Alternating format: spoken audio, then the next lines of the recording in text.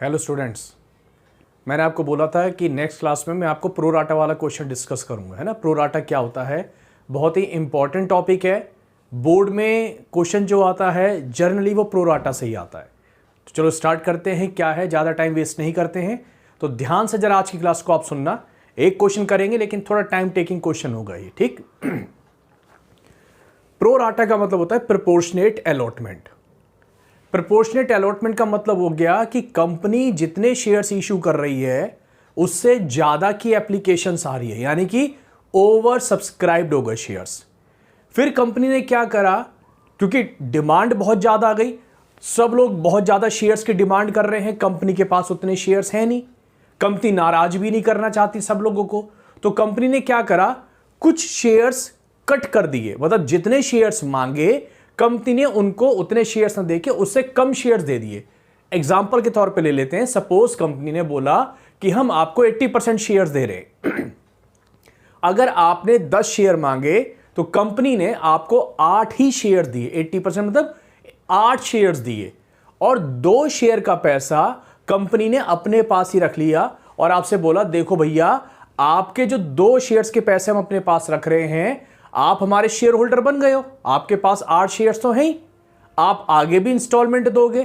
तो ऐसा करते हैं, जो 2 शेयर का एक्सेस पैसा है इसे हम अगली कॉल पे एडजस्ट कर देते हैं, जो कि जर्नली अलॉटमेंट वाली होती थी। तो आप ऐसा कर रहा है, अलॉटमेंट पे कम पैसे दे देना। भाई बहुत सीधी सी बात है। आप लोग सपोज किसी कॉलेज में किसी स्कूल में पढ़ते हो और मान लेता हूं महीने की फीस सपोज 5,600 रुपए 5,600 है। आपने स्कूल वालों को किसी महीने 6,000 रुपए दे दिए। अब इंस्टीट्यूट के पास 2 तरीके हैं, या तो वो आपके बाकी पैसे लौटा दे, या ऐसा भी तो बोल सकता है कि ये पैसे हम अभी अपने पास रख लेते हैं, और जो आपसे हमने 400 रुपए एक्स्ट्रा लिए हैं, आपने 5,600 देने थे, आपने 6,000 दे दिए, 400 रुपए एक्स्ट्रा दिए।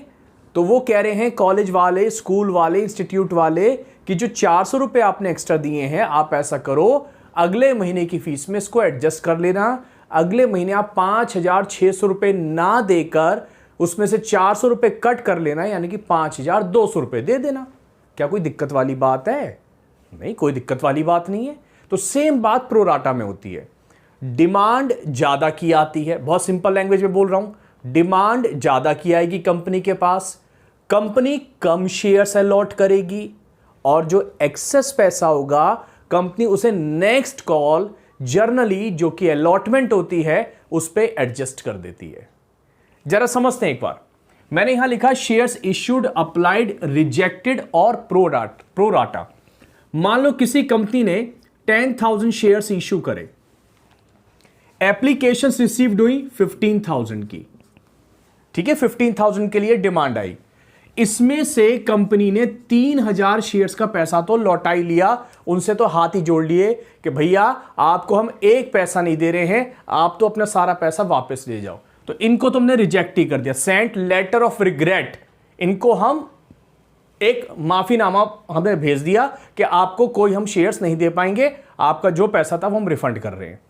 तो अब 3,000 हटा दो, अब बताओ कितने बचे? 15 में से 3 हटा दिए, कितने बचे? 12,000। तो यहां पर प्रो राटा अलॉटमेंट हो गया 12,000। मतलब 12,000 वालों को हमने 10,000 शेयर्स दिए और उनके 2,000 का पैसा हमने अगली कॉल पर एडजस्ट कर दिया।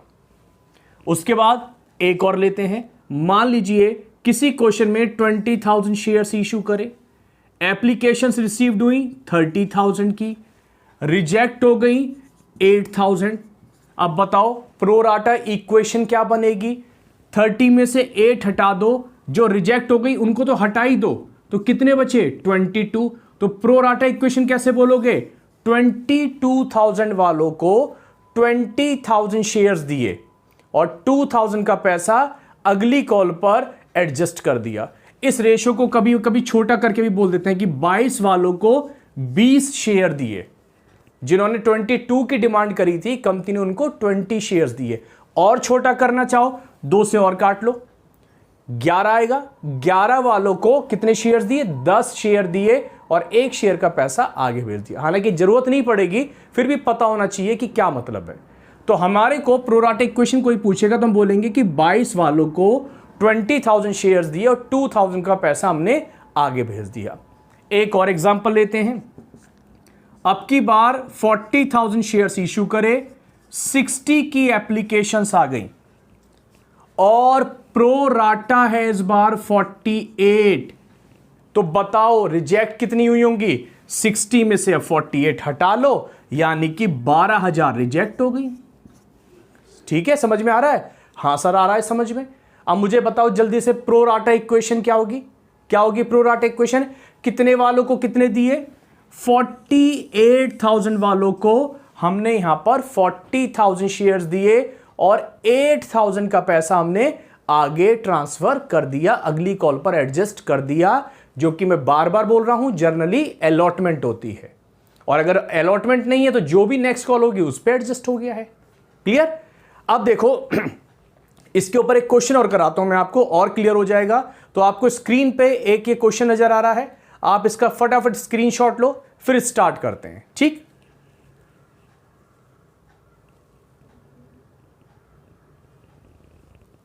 चलिए अब स्टार्ट करते हैं।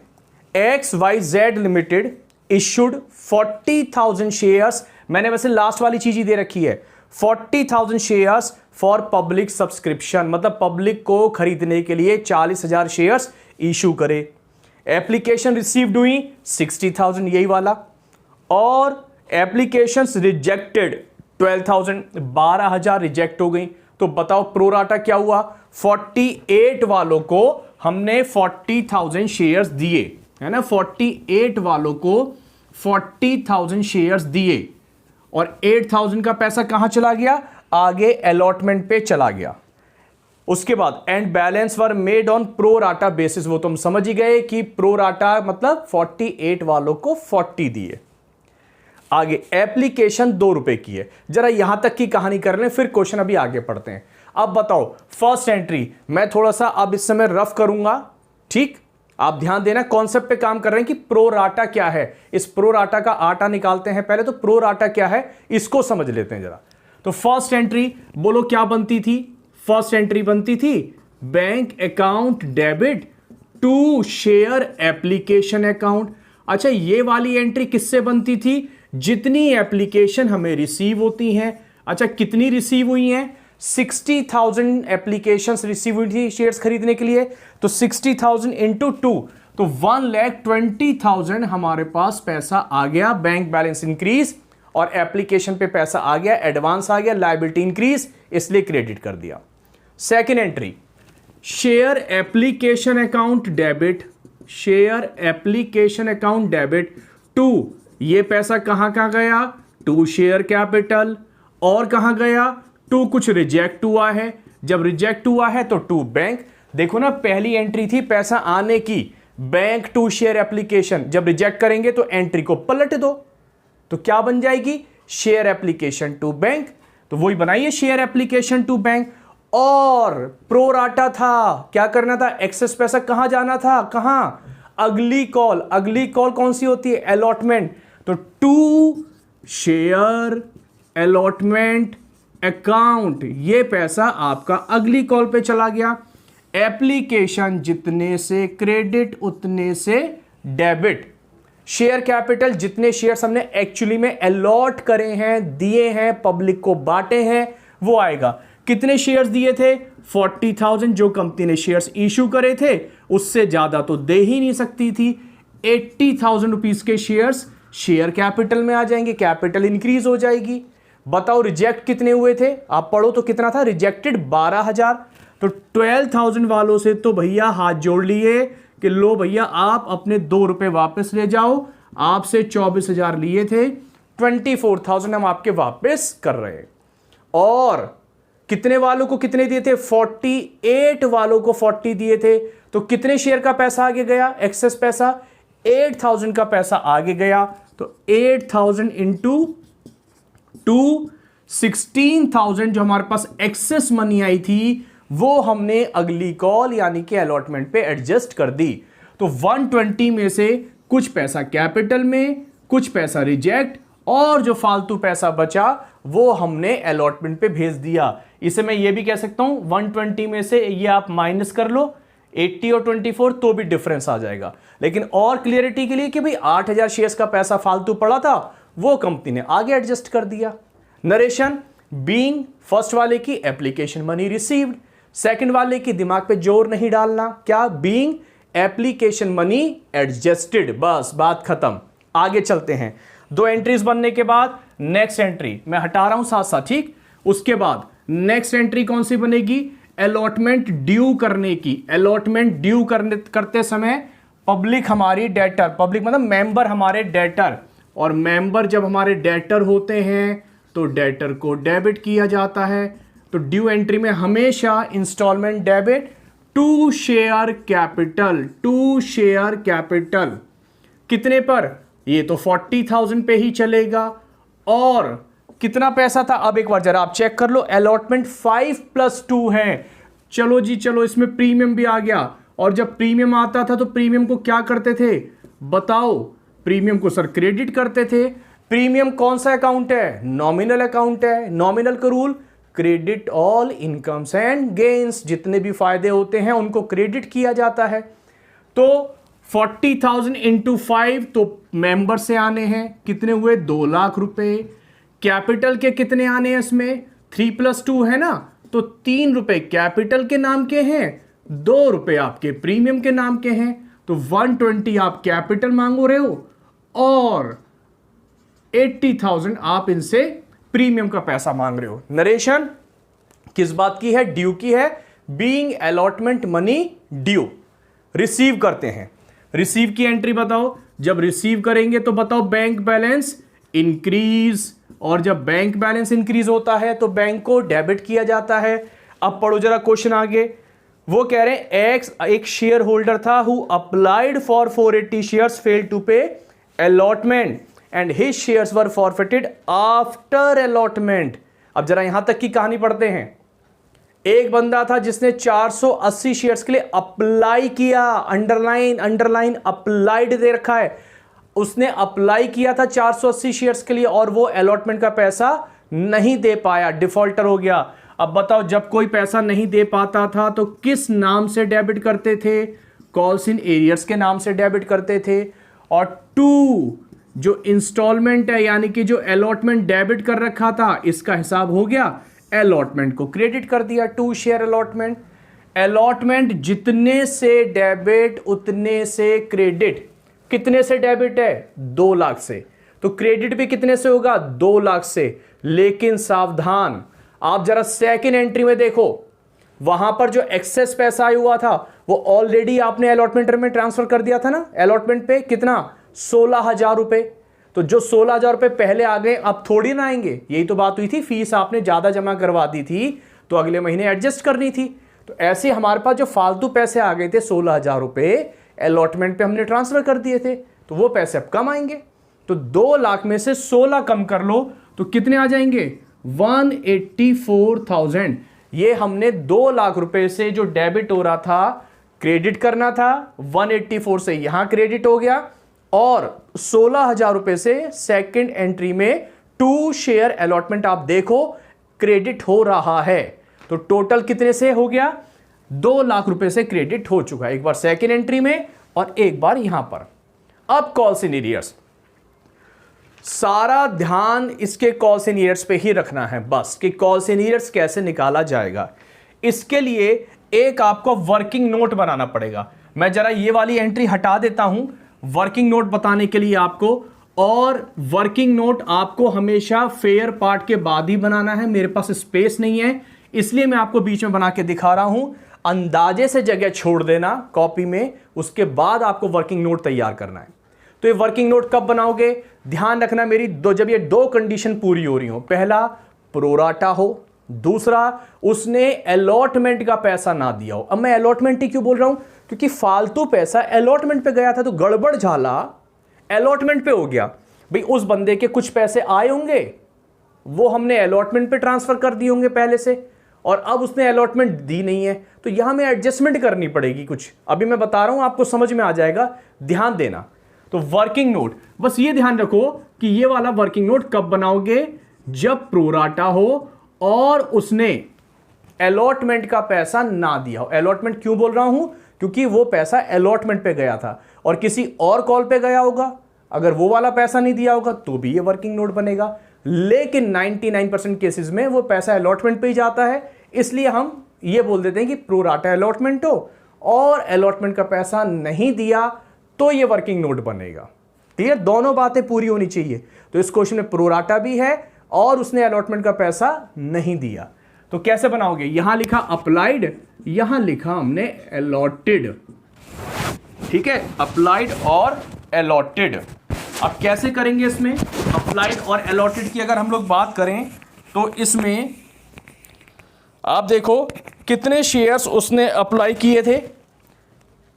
क्वेश्चन में क्या प्रोराटा इक्वेशन थी? 48 वालों को हमने 40,000 शेयर्स दिए थे, ये तो था।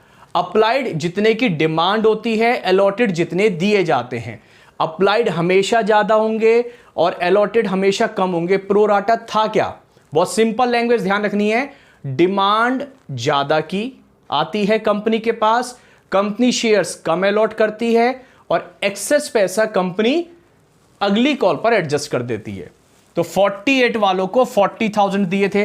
अब इसमें एक शेयर होल्डर था एक्स, उसने क्या 480 अप्लाइड है कि अलॉटेड है? बहुत साफ साफ लिखा है 480 अप्लाइड था। तो आपको यह निकालना पड़ेगा कि अलॉटेड कितना था। देखो बहुत सीधी सी बात है, अगर प्रो राटा है तो यह बात समझ में आ गई कि डिमांड ज्यादा की कर रहा होगा। तो एक्स ने 480 मांगे थे तो शेयर्स तो उसको कम ही मिले होंगे ना। तो हम ये निकाल रहे हैं कि उसको कितने शेयर्स मिले थे। और ये भी बड़ा आसान सा है, जिधर क्वेश्चन मार्क लगा हुआ है उसे आप ऊपर रख लेना। 40,000 अपॉन 48,000। ये कुछ नहीं कर रहा मैं, यूनिटरी मेथड लगा रहा हूं बस।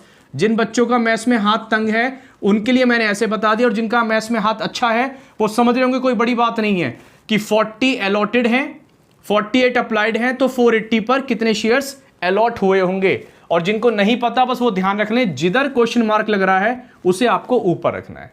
तो इसे अगर हम लोग देखें तो ये आ जाएगा हमारा 400 शेयर्स। इसका मतलब एक्स ने 480 शेयर्स की डिमांड करी, कंपनी ने उसको 400 शेयर्स अलॉट करे।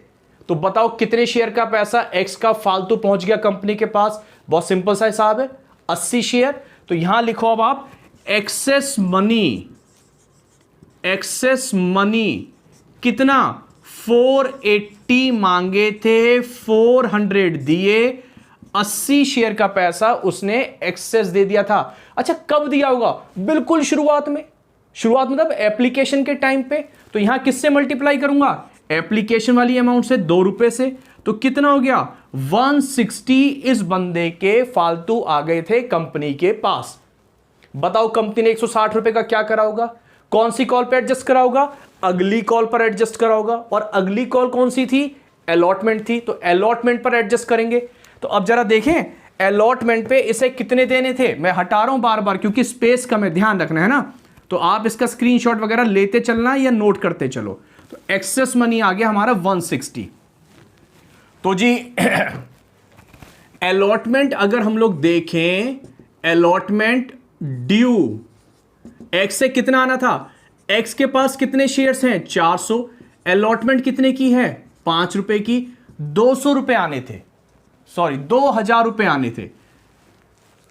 400 शेयर्स एक्स को अलॉटेड थे भाई, 480 मांगे थे, 400 दिए गए थे। तो कितने पे करेंगे? जो दिए गए थे 400 शेयर्स, उसी पे तो हमें उससे अलॉटमेंट मांगनी थी। कभी भूल जाओ तो ये ध्यान रखना कि कम वाले से करते हैं। ये रटने वाली बात बता रहा हूं, वैसे मैं कम वाले से करते हैं। कई बार मैंने देखा है बच्चों को प्रॉब्लम होती है, कभी वो 480 से कर देते हैं, कभी 400 से कर देते हैं। आपको ये ध्यान रखना है दोनों में जो कम होगा उससे करना है। क्यों कह रहा हूं? जो कम होगा वही तो अलॉटेड होंगे। तो डिमांड तो जो मांगी गई होगी कंपनी ने, वो जितने शेयर्स आपको दिए गए होंगे, एक्स को दिए गए होंगे 400 शेयर्स, उसी पे तो अलॉटमेंट मांगेगा। तो 400 इंटू 5, कंपनी उससे 2000 रुपए मांग रही है। तो एक्स कह रहा है कंपनी मैंने आपको पहले दे तो रखे थे 160 रुपए। एक्सेस मनी ऑलरेडी रिसीव्ड लिख दो, माइनस कर दो, या एक्सेस मनी लिख दो। तो वो कह रहा है जी 160 रुपए मैंने पहले दे तो रखे थे, तो अब कितने देने थे इसको? 2000 में से 160 कम कर लो। 0, 4, 1840 यानी कि इसको देने थे और ये बंदा डिफॉल्टर हो गया था। तो ये आया हमारा कॉल्स इन एरियर्स। ओ इसका मतलब ये जो वर्किंग नोट बनाया है ये सारा कॉल्स इन एरियर्स को निकालने के लिए बनाया है। 3 स्टेप में वर्किंग नोट करा, अगर ध्यान दिया हो आपने। सबसे पहले मैंने ये निकाला कि उसको अलॉटेड कितने करे गए थे। तो कभी कभार अलॉटेड निकालते हैं, कभी कभार अप्लाइड निकालते हैं, डिपेंड ऑन क्वेश्चन। क्वेश्चन में क्या दे रखा है, अप्लाइड दे रखे हो, 480 दे रखे हो तो अलॉटेड निकालेंगे, 400 निकालेंगे। हो सकता है किसी क्वेश्चन में अलॉटेड दे दें तो अप्लाइड निकाल लेंगे, क्वेश्चन मार्क उधर की तरफ लिखा आ जाएगा। फिर हमने निकाला वर्किंग नोट में एक्सेस मनी, कि उसने कितना पैसा फालतू दिया। और उसके बाद हमने तीसरा निकाला वर्किंग नोट में कि उससे अलॉटमेंट आनी कितनी थी जो कि वो नहीं दे पाया। 2000 आनी थी, 160 वो बंदा ऑलरेडी दे चुका था, इसलिए 1840 उसका कॉल्स इन एरियर्स। बस प्रो राटा में इतना सा कॉन्सेप्ट है वैसे देखा जाए तो, ये अगर आप कर लेते हो ठीक है। अब इसको मैं आगे लेके चल रहा हूं अपने क्वेश्चन में। 1840 आ गया था, हम लोगों ने एंट्री बनाई थी अलॉटमेंट रिसीव की बना रहे थे। वो एंट्री थी हमारी bank account debit, calls in arrears account debit to share allotment account. मैंने बोला था अलॉटमेंट जितने से डेबिट उतने से क्रेडिट। 1,84,000 16,000 रुपए पहले क्रेडिट हो चुके थे। और ये कॉल्स इन एरियर्स अभी हमने निकाला था 1840 आ गया था। 184 में से 1840 नहीं आ पाया, बाकी जो बचेगा वो आप निकाल लेना, वो बैंक में आ जाएगा। Being allotment money received. ठीक, उसके बाद लिखा हुआ है एक्स के शेयर्स अलॉटमेंट के बाद फॉरफिट हो गए। बस थोड़ा सा क्वेश्चन और रह गया है, 1-2 पॉइंट और कवर करने हैं, खत्म। ठीक, तो फॉरफीचर की एंट्री, जब शेयर फॉरफिट होते हैं तो हमारा एक मेंबर कम होता है। जब मेंबर कम होता है तो कैपिटल कम होती है। जब कैपिटल कम होती है तो कैपिटल को डेबिट करते हैं, तो शेयर कैपिटल अकाउंट डेबिट। अगर प्रीमियम का पैसा नहीं मिलता था, ये मैंने पिछली वीडियोस में कवर कर रखे हैं, तो अगर प्रीमियम का पैसा नहीं मिलता था तो प्रीमियम को डेबिट करते थे, तो यहां पे हमने प्रीमियम को डेबिट कर दिया। टू कॉल्स इन एरियर्स, जो पैसा हम उम्मीद लगा के बैठे हुए थे, डेबिट करके बैठे हुए थे, वो मिलना तो है नहीं, हटाओ से। और टू शेयर फॉरफिटेड, ये क्या है, जो पैसा वो दे चुका कंपनी वो भी जब्त कर लेती है। कौन सा अकाउंट है, नॉमिनल अकाउंट है। रूल, जितने भी फायदे होते हैं क्रेडिट किया जाता है, इसलिए क्रेडिट कर रहे हैं। अमाउंट कैसे फिल करें, कैपिटल, कितने शेयर्स फॉरफिट हो रहे हैं, 400। सारा क्वेश्चन अब 400 से चलेगा, ध्यान रखना, 480 से नहीं, जो दोनों में कम होगा उससे क्वेश्चन आगे बढ़ाएंगे। 400 इंटू, याद है मैंने क्या बताया था, किससे मल्टीप्लाई करते हैं, कॉल्ड अप मनी से। अभी हम लोगों ने कितना कॉल किया है, अभी केवल एप्लीकेशन के 2 रुपए और अलॉटमेंट के 3 रुपए ही तो मांगे अभी हमने। अरे भाई अलॉटमेंट तो 5+2 है और मैं इसे कर गया 3+2। मैं सॉरी कितना कर गया था मैं, हाँ 3+2 कर गया हूं शायद, है ना। तो ऐसा करते हैं, आप अलॉटमेंट को 3+2 ही समझ लेना और फाइनल कॉल को हम फिर और बढ़ा देंगे, उसमें फाइनल कॉल चेंज कर लेंगे। कंसेप्ट समझने की बात है। अलॉटमेंट क्वेश्चन के अंदर 5+2 थी, मैंने क्वेश्चन को किस उससे कर दिया था, 3+2 के हिसाब से कर दिया है। तो अलॉटमेंट 3+2 की मान के चल रहे हैं, क्लियर है। चलो आगे चलते हैं। तो share capital account debit, application के 2 रुपए और अलॉटमेंट के 3 रुपए, तो कॉल्ड अप मनी कितनी हो गई, 5 रुपए। तो 400 इंटू 5, 200 रुपए, सॉरी 2000 रुपए आपका शेयर कैपिटल डेबिट हो जाएगा। सिक्योरिटीज प्रीमियम 400 इंटू प्रीमियम कितना है, 2 रुपए का है, तो 400 इंटू 2, 800 रुपए आ जाएगा। कॉल्स इन एरियर्स अलॉटमेंट वाला ये हमने निकाल ही रखा था 1840, और 2 शेयर फॉरफिटेड में ये कह सकते हैं जो वो पैसा दे चुका था या इसका डिफरेंस। ठीक है, इसका अगर हम डिफरेंस निकालें तो कितना होगा, 2800 रुपए में से 184,006 और 9, तो ये आ गया हमारा 960 वो पैसा हमारे को दे चुका था जो हमने उसका फॉरफिट कर लिया। Narration being 400 shares forfeited. मैं एक बार फिर रेक्टिफाई कर दूं, क्वेश्चन के अंदर अलॉटमेंट 5+2 लिखी हुई है, प्लीज आप इसे यहां पर 3+2 रीड कर लेना। क्लियर? तो फाइनल कॉल हमारी कितने की हो जाएगी? 2 रुपए की एप्लीकेशन, 3 रुपए की अलॉटमेंट, कैपिटल की बताऊं 5, तो फाइनल कॉल हमारी फिर 5 रुपए की हो जाएगी। तो फाइनल कॉल हम लोग 5 रुपए की मान के चल रहे हैं। प्लीज इसको आप रेक्टिफाई कर लीजिएगा। कंसेप्ट मैं क्लियर कर रहा हूं, अमाउंट मैंने आपको ठीक बता दी कि इस बेस पर करने हम। ठीक, आगे चलते हैं। अब इसके शेयर्स फॉरफिट करने के बाद अब क्या करना है? अब हमारे को अगली फाइनल कॉल ड्यू करनी है। एक गलती यहां भी हमसे अधिकतर हो जाती है, क्या है? Share final call account debit to share capital account. अब ये देखो, फाइनल कॉल अगर मैं बोलूं कितने की है पहले तो अच्छा ये बताओ कितने की है। क्वेश्चन में 3 रुपए लिखी हुई है, लेकिन हमने रेक्टिफाई कर लिया है इसको थोड़ा सा अपने हिसाब से। कितने की हो गई फाइनल कॉल? अब 5 रुपए की है ना।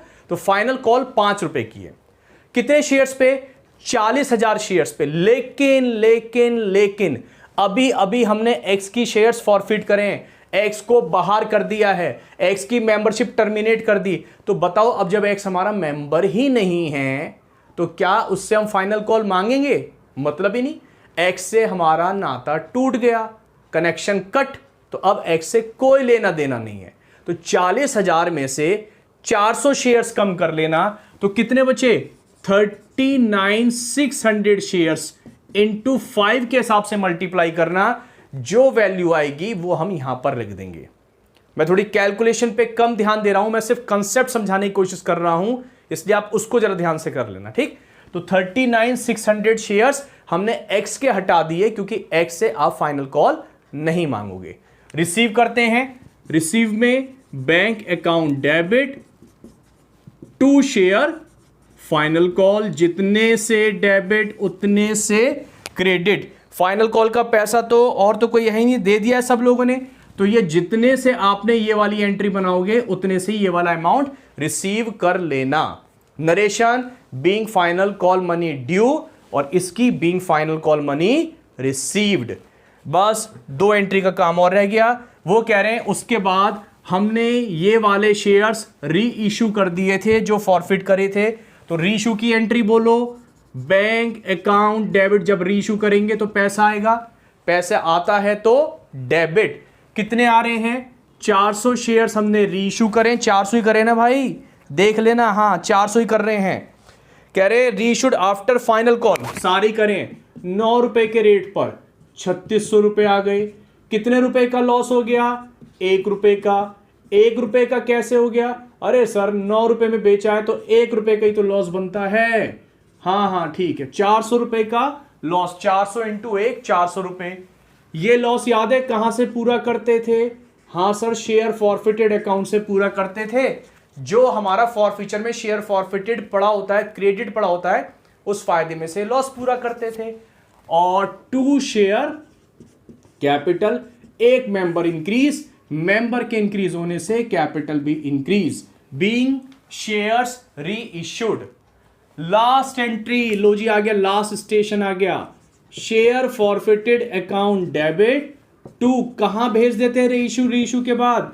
कैपिटल रिजर्व अकाउंट में, स्पेशल में। और कितना? प्रॉफिट में से लॉस माइनस कर लो। बताओ फॉरफिचर में टू शेयर फॉरफिटेड कितना था? अगर शायद मैं गलत नहीं हूं तो 960 था। एक बार फिर भी आप देख लेना, है ना। 960 था शेयर फॉरफिटेड में। और लॉस कितने का हुआ? 400 रुपए का लॉस हो गया। तो बताओ कितना बचा? 560 हमारा कैपिटल रिजर्व आ गया। Being amount transfer to capital reserve. I hope आपको ये समझ में आई होगी बात। बस मेरे को जो समझाना था मैं फिर बता दूं, प्रो राटा का कॉन्सेप्ट समझाना था, वो एक छोटी सी मिस्टेक हो गई, उसके लिए सॉरी। मिलते हैं नेक्स्ट वीडियो के लिए, मैं नेक्स्ट वीडियो में, तब तक के लिए थैंक यू।